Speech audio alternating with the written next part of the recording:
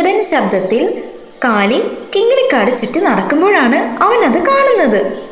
പീലി വിടർത്തി നൃത്തമാടുന്ന പീലിയെ. കാലിക്കാകെ സങ്കടമായി. എന്നെ കാണാൻ ഒരു ഭംഗിയുമില്ല. എന്റെ ശബ്ദമാണെങ്കിലോ ചിരട്ടപ്പുറത്ത് ഒരയ്ക്കണ പോലെ. ഒരിക്കൽ കാലി പീലിയോട് പറഞ്ഞു, എന്നെ കാണാൻ എന്ത് രസമാ, എല്ലാവർക്കും നിന്നെ ഇഷ്ടമാ. ഞാൻ നീയായിരുന്നെങ്കിൽ എത്ര നന്നായേനെ. എന്നെ ആർക്കും ഇഷ്ടമല്ല.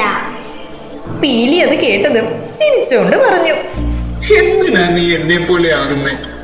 നാളെ രാവിലെ നീ എന്റെ കൂടെ വാ, ഒരു സൂത്രം കാണിച്ചു തരാം. കാലി സൂര്യനുദിക്കാൻ കാത്തു നിന്നു. നേരം പുലർന്നതും പീലി കാലിയും കൂട്ടി പഞ്ചമിക്കാട്ടിലേക്ക് പോയി. അന്നൊരിക്കൽ കാട്ടുതീ പടർന്നപ്പോൾ ആരാണ് മൃഗങ്ങളെ അറിയിച്ചത്? അന്ന് പൈക്കിടാവിന് രോഗം വന്നപ്പോഴും ചികിത്സയ്ക്കായി വൈദ്യൻ പക്ഷി നീയല്ലേ കാക്കപ്പെണ്ണെ കൊണ്ടുവന്ന് രക്ഷിച്ചത്?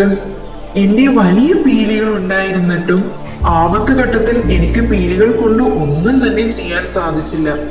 എന്നാൽ സൗന്ദര്യമില്ല എന്ന് നീ പറയുന്ന നിന്റെ ചിറകുകൾ കൊണ്ടാണ് സഹജീവികളെ വലിയ അപകടങ്ങളിൽ നിന്ന് രക്ഷിക്കാൻ നിനക്ക് കഴിഞ്ഞിട്ടുള്ളത്. ഇതുപോലെ തന്നെയാണ് നമ്മളിൽ പലരും. നമ്മുടെ യഥാർത്ഥ മൂല്യം അന്യർ നമ്മെ എങ്ങനെയാണ് കാണുന്നത് എന്നതിലല്ല, നാം നമ്മെ എങ്ങനെയാണ് കാണുന്നത് എന്നതിലാണ്. സൗന്ദര്യം മാത്രമല്ല, കരുതലും മനോധൈര്യവും പരസ്പര സ്നേഹവുമാണ് നമ്മുടെ ഏറ്റവും വലിയ ശക്തിയും സമ്പത്തും.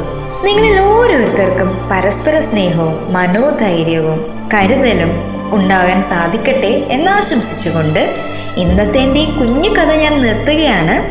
അഭിപ്രായങ്ങൾ പറയാൻ മറക്കരുത്. എല്ലാവർക്കും ഒരു ശുഭദിനം നേർന്നുകൊണ്ട് നന്ദി, നമസ്കാരം.